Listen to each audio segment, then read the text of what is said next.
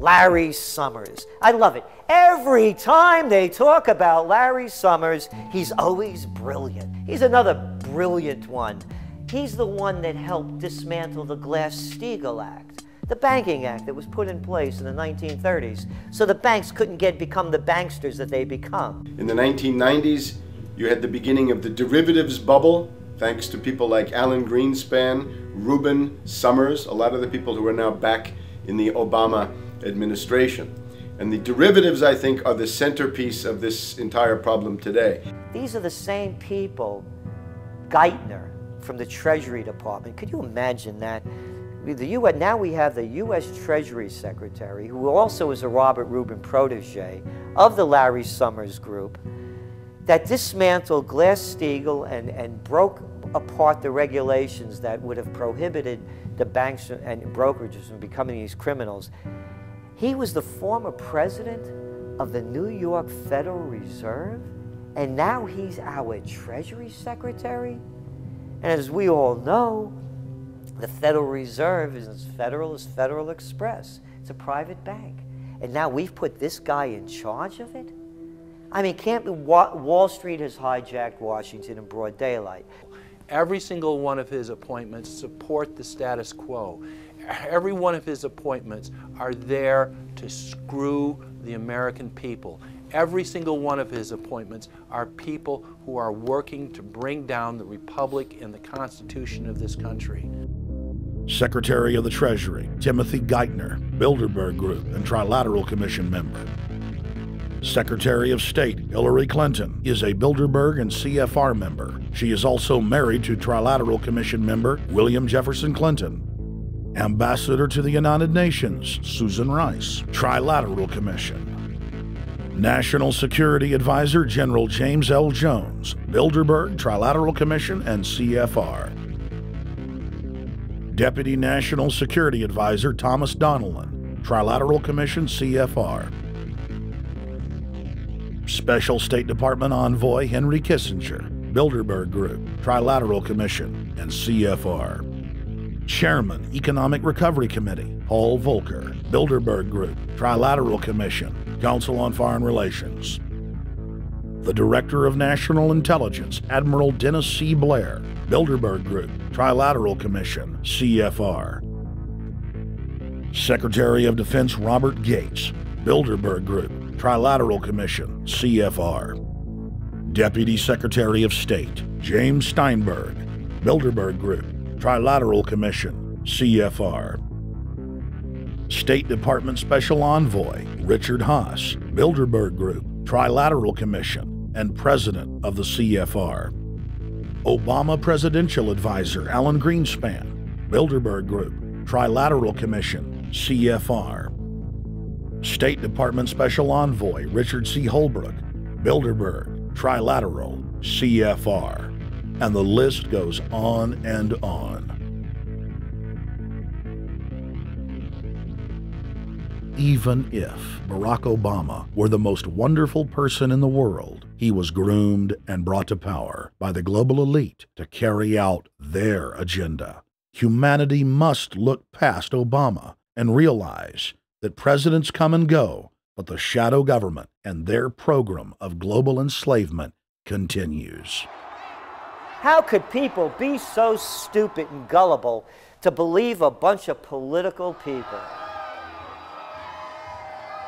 So people who voted for Obama were trying to express, I think, first of all, something worthwhile. The hatred for Bush, Cheney, the neocons, the desire to punish the Republicans for their adventures, their police state, and their economic depression. The second question was on the economy. People felt that Bush was selling them down the river into a world depression. He is, of course, the new Herbert Hoover in that regard, so they were trying to get something different from that. The tragedy, of course, is, and this is really why Obama was groomed and prepared over a period of almost 30 years now, that Obama is there to frustrate and to deceive all of those hopes. Obama is a cruel hoax. He's a bogus sham.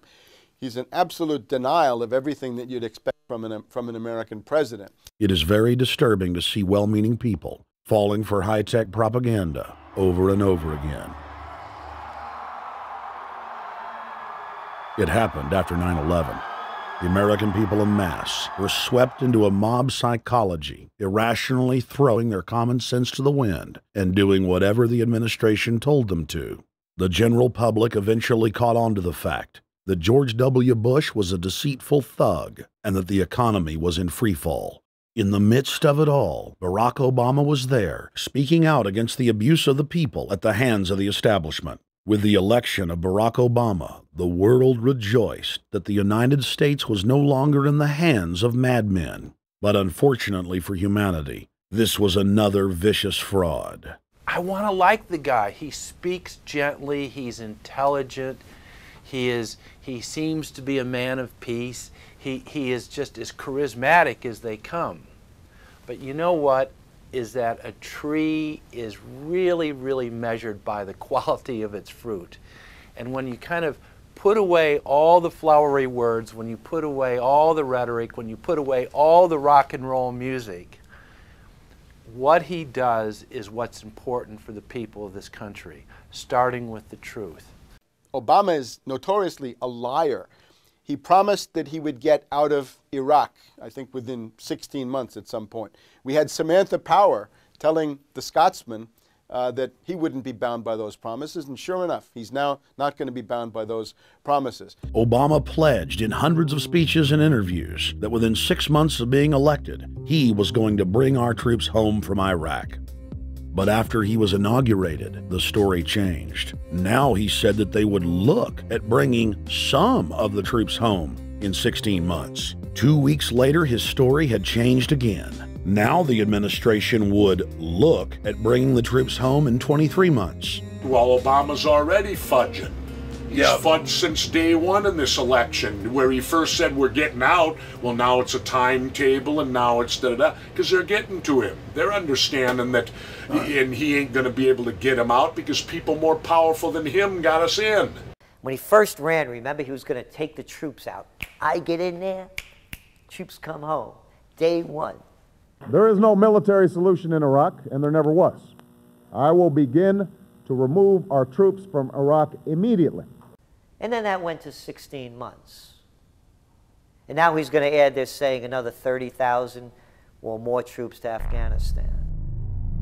Next, he sent 30,000 more Marines to Afghanistan, doubling the total number of forces in the crosshairs. Barack then announced that he was going to move missile systems into Eastern Europe to encircle Russia. But after all, what should we expect after he kept Bush's Secretary of Defense Robert Gates? The outcome of this policy is if you're constantly meddling near the Russian borders with these fascist creeps, IMF NATO agents like Yushchenko of Ukraine or Saakashvili or Georgia, or these Kaczynski twins in Poland, or various collections of people in Latvia, Lithuania, Estonia, you're tied to these gangsters, and if they decide to start a war, that rapidly escalates into thermonuclear World War III. This is worse than the neocons. Bush and Cheney never got as far as Brzezinski, Soros, and the other people running Obama. Barack Obama swore that he would vote to repeal the Patriot Act, but then he voted for its reauthorization. Obama decried the Bush administration's illegal warrantless wiretapping of the American people. Then he voted to legalize it. Obama pledged that he would filibuster any attempt to give retroactive immunity to the telephone companies, the telecom companies, except he then turned around and voted for that bill. Most people don't know, for example, that he voted to reinstate the Patriot Act and more government wiretapping. Candidate Obama told desperate factory workers in speech after speech that he was going to renegotiate NAFTA and GATT to make it more fair for American workers. It is absolutely true that NAFTA was a mistake. But then his campaign was caught sending out memos to top corporate leaders, telling them not to worry and that it was just campaign rhetoric. We had Obama saying, you know, I'm against free trade. I don't like NAFTA and all those free trade sellouts.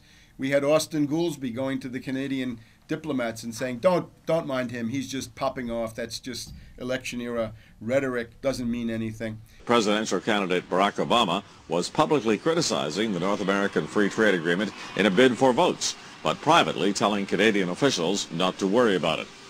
He said that he was going to bring us peace in the Middle